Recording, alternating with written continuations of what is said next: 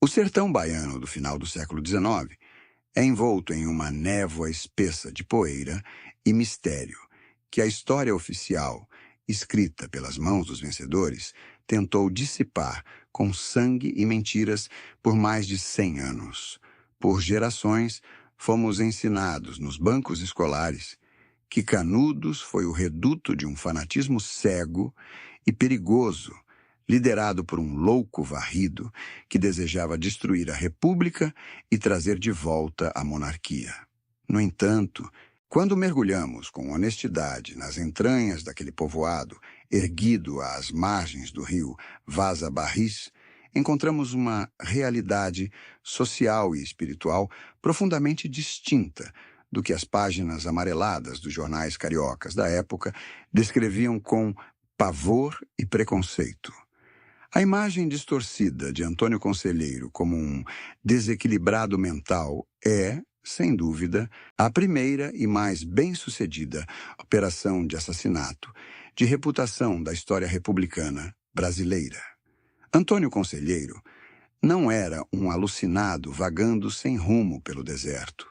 Ele surgiu como um líder carismático e profundamente organizado, um homem que caminhava pelo interior oferecendo algo que tanto o Estado quanto a Igreja Oficial haviam negado aos esquecidos do Brasil: dignidade, senso de comunidade e uma bússola moral inabalável.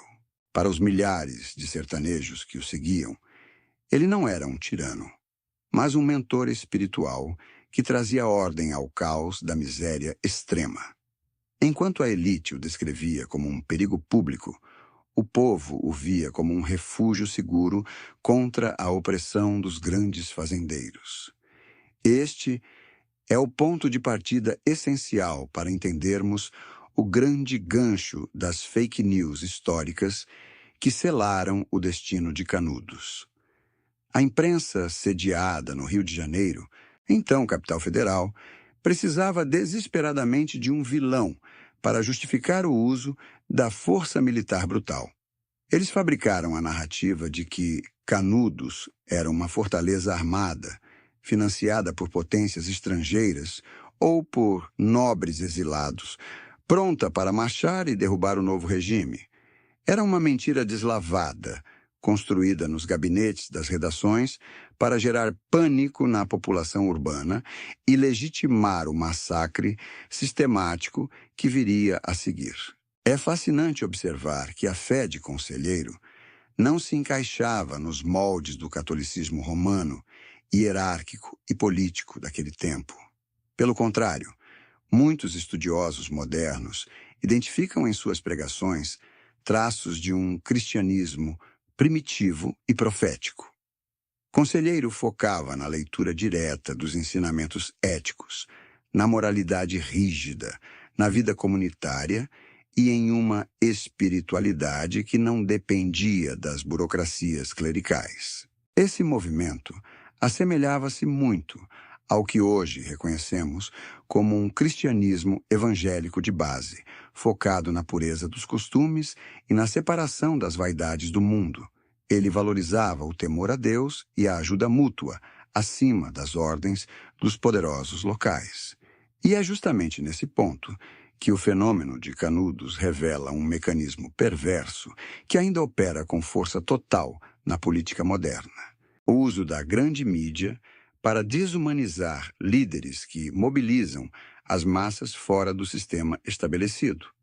Quando um líder surge das entranhas do Brasil profundo, carregando valores conservadores e uma base religiosa sólida, ele se torna imediatamente um alvo a ser abatido pelo sistema de crenças das elites cosmopolitas. Vimos esse mesmo roteiro ser repetido de forma quase idêntica com a ascensão de Jair Bolsonaro. Assim como aconteceu com o Conselheiro no sertão baiano, Bolsonaro despertou um pânico institucional sem precedentes. O seu discurso focado em valores religiosos e no patriotismo foi interpretado pela grande imprensa não como um movimento democrático legítimo, mas como uma ameaça existencial à civilização.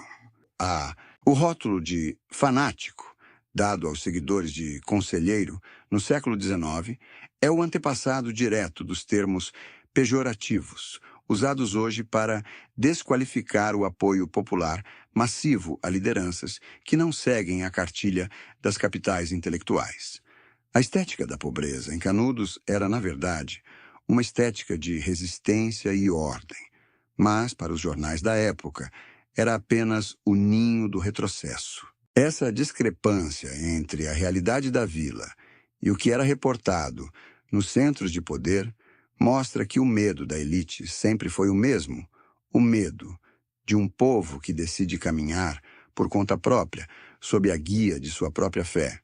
A engrenagem de destruição começou a girar com uma força avassaladora nas redações da época. Periódicos influentes, como o Estado de São Paulo, assumiram o papel de juízes e carrascos, moldando a opinião pública com uma ferocidade calculada. A estratégia era simples: transformar um líder espiritual e sua comunidade em uma ameaça geopolítica ao regime republicano. Nos jornais, Antônio Conselheiro deixou de ser o peregrino que reconstruía igrejas para se tornar um agente estrangeiro, supostamente financiado pela nobreza exilada na Europa. Criou-se a lenda de que Canudos era o epicentro de uma conspiração internacional para restaurar a monarquia. Era a manipulação da informação servindo como combustível para o ódio das massas urbanas que jamais haviam pisado no sertão baiano. Essa máquina de mentiras visava desumanizar todo o povo que cercava Conselheiro, através do uso de termos como fanáticos, retrógrados e inimigos da civilização. A imprensa construiu uma barreira moral que impedia qualquer empatia das grandes cidades litorâneas. Ao rotular os habitantes de Canudos como bárbaros contrários ao progresso, os jornalistas justificavam o massacre que o exército realizaria. A narrativa era de que o Estado não atacava cidadãos pobres, mas extirpava um câncer que ameaçava a unidade da nação.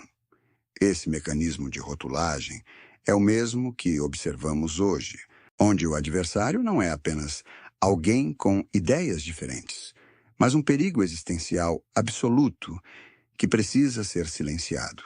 O sistema, composto pelo braço militar, a cúpula da igreja oficial e a grande mídia, uniu-se em uma aliança de conveniência política. Para a igreja daquele tempo, a pregação de Conselheiro era uma afronta, pois ele oferecia um cristianismo prático e independente, focado na moralidade rigorosa, longe do controle clerical tradicional. Essa espiritualidade, desatrelada das amarras políticas da capital, representava uma liberdade que o sistema não poderia tolerar em silêncio. A fé não era apenas um consolo para a alma, mas uma força motriz capaz de organizar uma sociedade inteira sob regras próprias. Para os políticos republicanos, a autonomia econômica de Canudos era perigosa, pois retirava a mão de obra barata das fazendas. A imprensa atuava como o amálgama desses interesses, traduzindo as ansiedades da elite em pânico moral, o que era uma resistência espiritual baseada em princípios cristãos, era vendido ao público como uma loucura messiânica, destituída de sentido social. Ao olharmos para o presente, o eco desses ataques reverbera na cobertura mediática sobre Jair Bolsonaro. A comparação entre as manchetes daquela época e as narrativas contemporâneas revela um padrão histórico que se repete no Brasil. O rótulo de ameaça à democracia, aplicado a Bolsonaro e seus apoiadores, é a versão moderna do rótulo de ameaça à República, colado em Conselheiro. Em ambos os casos, a grande mídia ignora as motivações reais da base popular, o desejo por ordem e a valorização da fé, para focar em uma caricatura de autoritarismo. O Brasil Profundo Esse interior conservador, que se recusa a seguir a cartilha das elites cosmopolitas, continua sendo visto com o mesmo preconceito desdenhoso que os intelectuais do Rio de Janeiro nutriam pelos sertanejos. Este fenômeno de interior contra a capital é uma constante sociológica na nossa história. A elite urbana, que se declara detentora da razão democrática, entra em pânico quando um líder canaliza as aspirações de quem vive fora das metrópoles. A manipulação da verdade em Canudos chegou a extremos, como notícias falsas sobre a compra de armas modernas pelos sertanejos, equipamentos que nunca existiram fora dos jornais. Da mesma forma, hoje assistimos à distorção de fatos para sustentar narrativas contra o movimento conservador. Quando a realidade não serve ao propósito de derrubar o líder indesejado, a mídia fabrica uma nova verdade conveniente ao sistema. Em Canudos, a mentira precedeu as balas de canhão. No Brasil atual, a mentira é a ferramenta para tentar apagar a voz do povo. A história nos ensina que a desinformação é a arma mais letal quando disparada por quem controla as prensas. O que aconteceu no sertão da Bahia foi apenas o primeiro grande teste de uma técnica que se tornaria padrão no século seguinte. É preciso questionar quem realmente detém o monopólio da verdade em nossa nação hoje. O massacre final de Canudos não foi apenas um evento de força bruta militar, mas o ápice de um silenciamento planejado e cruel que ecoa até os dias de hoje. Quando as últimas chamas se apagaram nas ruínas do sertão baiano, o que restou não foi apenas o cheiro de pólvora e terra queimada, mas o triunfo de uma mentira institucionalizada que se tornaria a verdade oficial do Brasil por mais de um século. A suposta vitória da civilização e da imprensa republicana significou, na verdade, a aniquilação violenta de uma alternativa social legítima e autossuficiente. Canudos era um modelo de vida que priorizava a dignidade humana, a justiça social básica e a fé cristã acima dos interesses escusos das oligarquias locais e dos burocratas da capital. A história, meticulosamente escrita pelos vencedores que controlavam as prensas no Rio de Janeiro, tratou de sepultar a verdade histórica sob pesadas camadas de preconceito e desprezo intelectual. Durante décadas, a imagem de Antônio Conselheiro foi mantida artificialmente como a de um louco perigoso, um fanático messiânico que liderava uma horda de ignorantes e bárbaros. Esse é o custo real e devastador da desinformação. Ela não apenas mata no presente, mas rouba a memória das gerações futuras. A mentira plantada nos jornais de 1897, como o jornal O Estado de São Paulo, moldou a percepção de milhões de brasileiros, impedindo que víssemos em Canudos uma comunidade vibrante de ajuda mútua e resistência moral.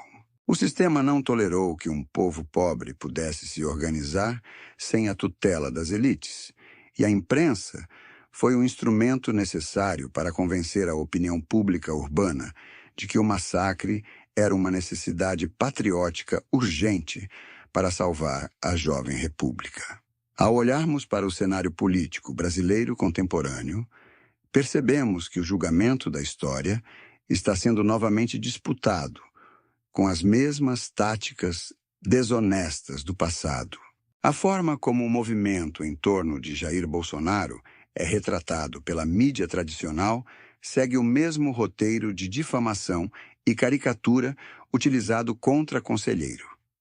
Estamos vivendo a construção da história em tempo real, escrita pela mesma elite mediática que se sente profundamente ameaçada por movimentos populares que emanam da fé e dos valores conservadores. O risco imenso que corremos hoje é o de ignorarmos a voz genuína de milhões de brasileiros em favor de uma narrativa oficial fabricada em redações que desprezam a realidade do interior do país. Se permitirmos que o rótulo de ameaça à democracia apague os valores reais que movem o eleitorado conservador moderno, estaremos repetindo o erro trágico de 1897, condenando novamente o Brasil profundo ao ostracismo histórico e à injustiça narrativa. É fundamental e urgente reafirmar a identidade de Antônio Conselheiro como um líder de valores profundamente conservadores e de um cristianismo que hoje assemelha-se ao vigor profético das bases evangélicas. Ele não buscava a derrubada violenta do Estado, mas sim a liberdade fundamental de viver de acordo com os princípios da Bíblia e de uma moralidade rigorosa, longe da corrupção institucionalizada. Seu silenciamento final foi provocado pelo pavor que essa autonomia espiritual e econômica causava na estrutura de poder estabelecida. Conselheiro era um profeta da ordem e da moralidade em um tempo de cinismo político, exatamente como muitas lideranças conservadoras de hoje tentam ser vozes de esperança e integridade em meio ao caos ético que assola a nação. O ciclo político brasileiro revela-se assustadoramente repetitivo. Sempre que surge um líder genuinamente popular, capaz de mobilizar a fé, a família e o patriotismo de forma orgânica, o cerco sistêmico se fecha com fúria.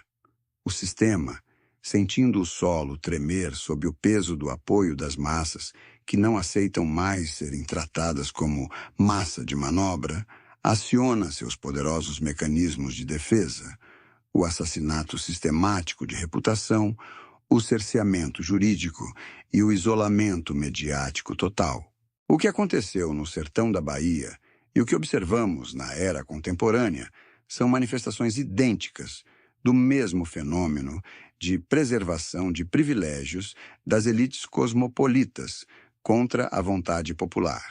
Este cenário nos convida a uma necessária e profunda reflexão intelectual. Até que ponto as informações que consumimos todos os dias são reflexos honestos da realidade ou apenas construções convenientes para manter o status quo dos poderosos? A tragédia de Canudos nos ensina que a versão oficial pode ser uma fraude monumental destinada a esconder os anseios de um povo esquecido. O convite final aqui é para o questionamento constante e a vigilância intelectual. Não podemos mais aceitar passivamente as narrativas prontas que nos são entregues pelas grandes corporações de comunicação. Devemos buscar a verdade histórica e política nas fontes independentes e ouvindo aqueles que realmente vivem a realidade do país real, longe dos estúdios refrigerados. O Brasil de Conselheiro e o Brasil que defende pautas conservadoras hoje compartilham o mesmo DNA de resistência.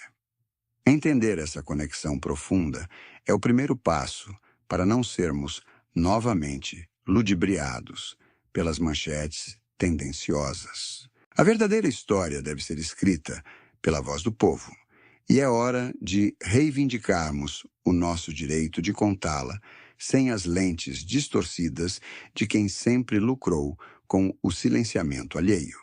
Busque as vozes que o sistema tenta a todo custo calar, pois é justamente nelas que, quase sempre, reside a verdade mais incômoda e transformadora da nossa nação.